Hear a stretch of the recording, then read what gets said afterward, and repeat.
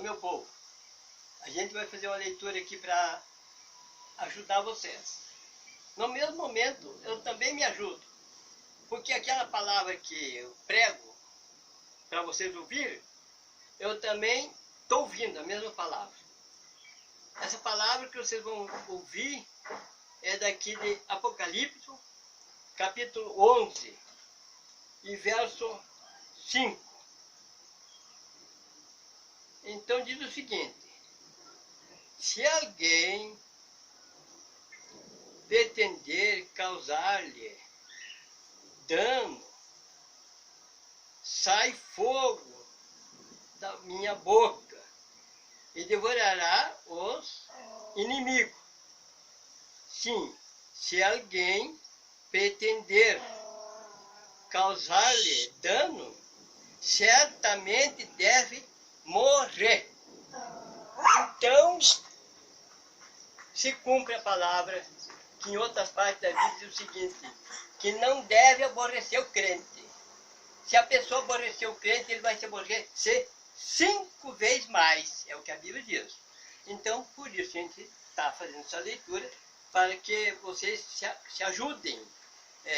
Se há de perseguir o crente, então é preferido vocês fazer alguma coisa por ele.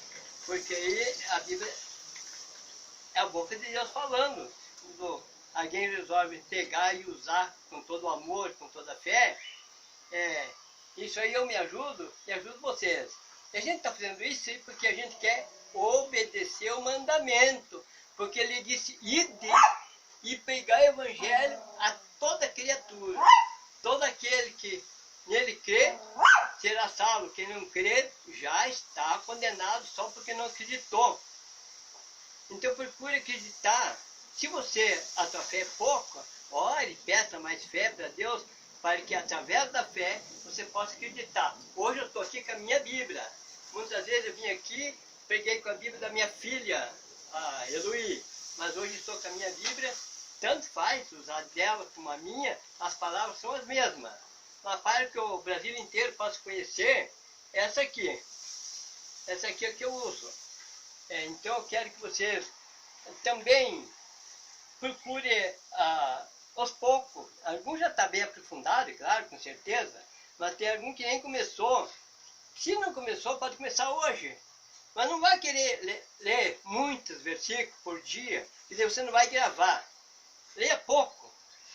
Comece lá onde você quiser começar, no Novo Testamento, no Antigo, e procure até decorar os versículos, você não vai perder. E daí se você decorar, é certeza que ele está no teu coração.